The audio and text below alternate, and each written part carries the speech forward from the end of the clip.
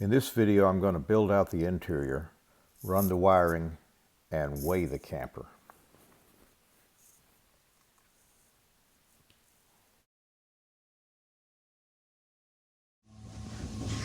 There we are, a kitchen counter.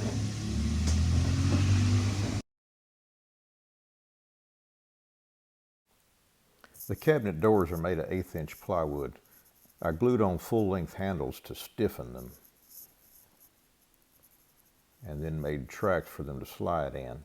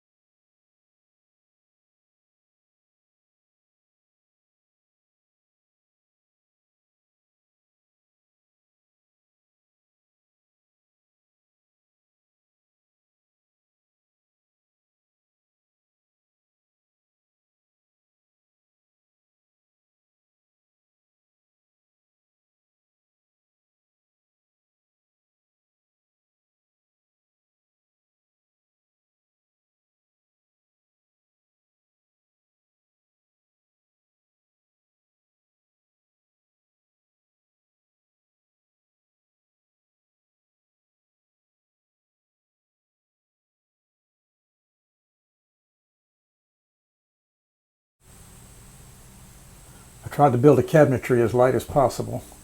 So just this shelf above the window, probably put clothes up there in small boxes. Angle support in the middle, just to make it a little sturdier since it's such a long span. Did the same thing on this side. This shelf is a little deeper, and I will probably set the microwave on this end of it. The counter was an old slab interior door. It was very light, and I had some leftover Formica laying around, just enough to cover the door. The cabinet underneath is nothing but doors on the front.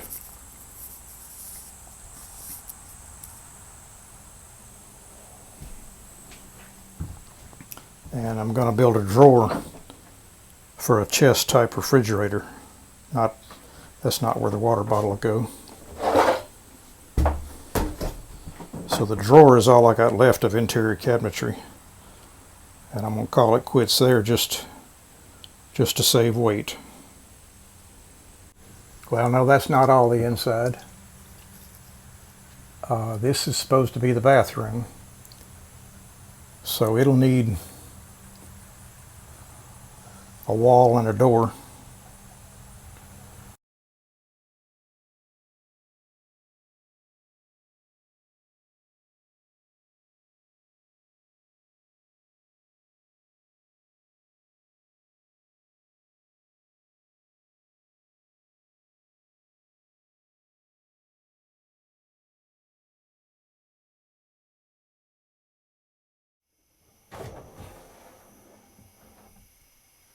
is a full extension drawer so that the ice chest or 12-volt refrigerator will slide completely out.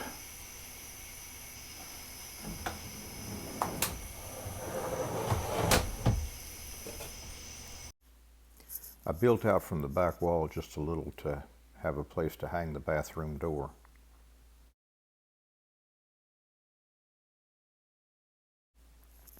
This is actually the bathroom door from my junk camper. It fit the space perfectly. I'm going to make the wall out of styrofoam. So I added boards to support the backrest cushion in the dinette. Wiring was kind of an afterthought, but I did manage to run most of it out of sight.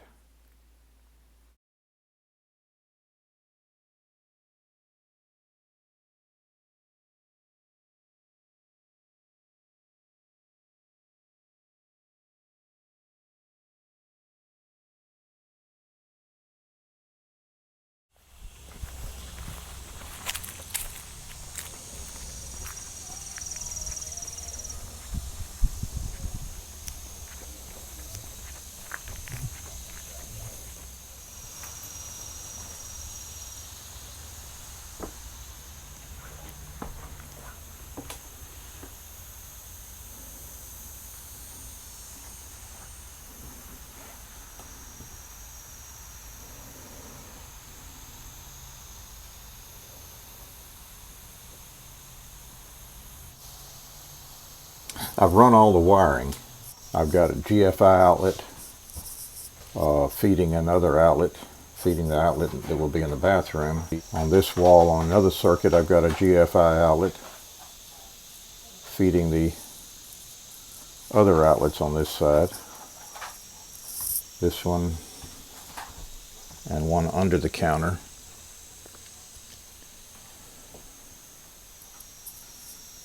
I've got a 12-volt outlet here, and then another 12-volt outlet here on another fuse.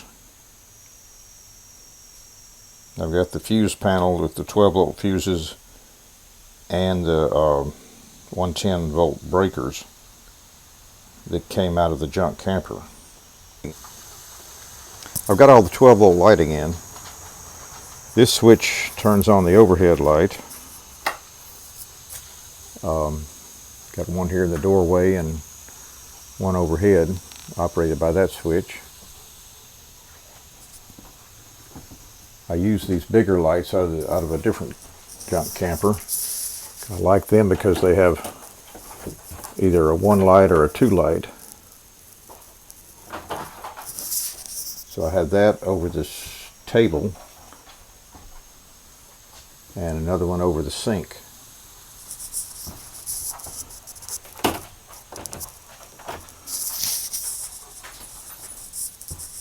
And then in the overhead, the sleeping compartment, I've got 1 light on this side and 1 light on this side.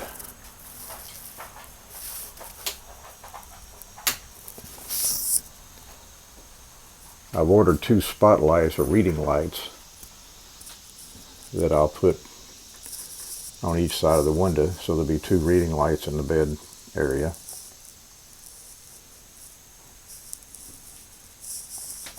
I've still got to run the running lights for the outside of the camper. That's what all this wire is for. And that's why I have not yet insulated the front wall. I've got those lights ordered. They'll be little LED lights, and they'll mount on the outside, and I'll have to drill a hole and let the wire through from each one and run a wire across the front for the running lights. As soon as I get that done, then I'll put insulation and finish the front wall. I polyurethane the deck and the deck here that'll be under the cushions at the dinette, and the floor. I just polyurethane the plywood on the floor, and also the deck under the sink is polyurethane. Everything else will be painted white. I'm not going to put paneling on the inside because that's just extra weight. I'm trying to save weight. So, but the styrofoam is kind of soft and easy to dent on the inside. So I'm going to cut little pieces of cloth and glue over the styrofoam like I did on the outside to make it a little harder. And then I'll caulk everything to round out the corners and paint it all white.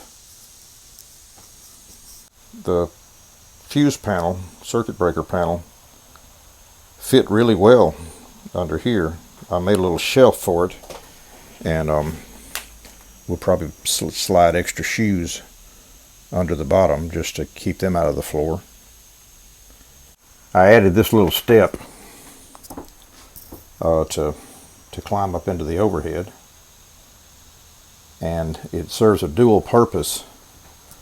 I'm worried that the drawer supporting the refrigerator will be too heavy for the drawer slides that I've got, so when it comes all the way out, it'll sit on this shelf.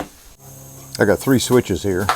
One's for the overhead lights, one will be for the water pump, and one will be for an exterior light if and when I add one above the door. I'm going to cut the end of this cabinet out and add a sliding door so you'll be able to reach into the back of that cabinet from right in the entry door. I think that'll be handy for, I don't know, putting in shoes or car keys or whatever you need right there at the door. So I'm going to go ahead and do that.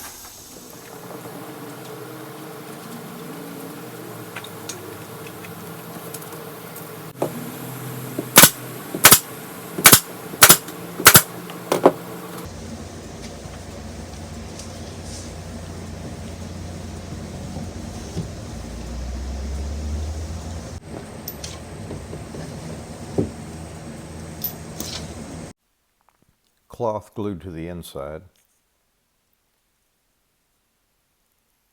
caulked and primed.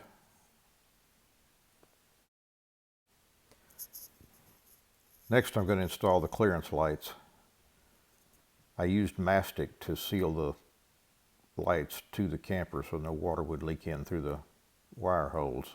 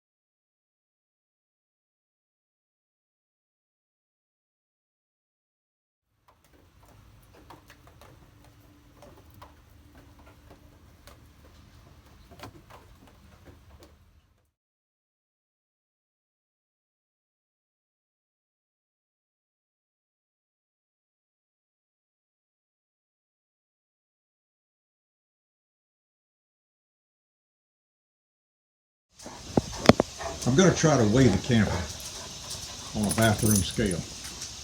I've got it sitting on 3 blocks, on the front 2 corners and one in the center of the back.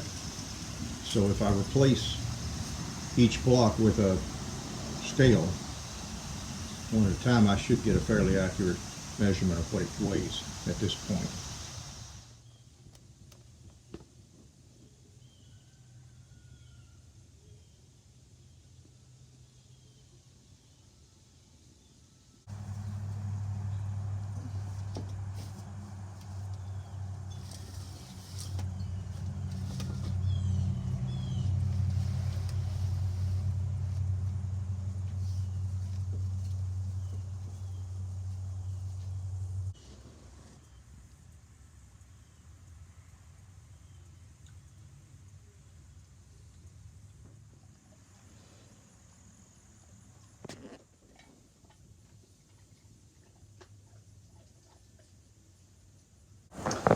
My back block was a little off center. I think might account for the difference in weight on the front from one side to the other. But the three of them is sitting on 3 blocks, so the 3 weights added together should be an accurate weight of the camper. I've stacked the blocks up on the jack to exactly the same height as the blocks under the corners, so swapping a block for the jack shouldn't make any, or the scale I mean, shouldn't make any difference. The weight came to 780 pounds. I estimated the weight of the air conditioner, refrigerator and food, batteries, mattress, bedding and clothing, toilet and water, and came to 295 pounds additional weight to go in the camper, which brings us to a total of 1,075 pounds. More than I originally hoped for, but still very light for a camper of this size.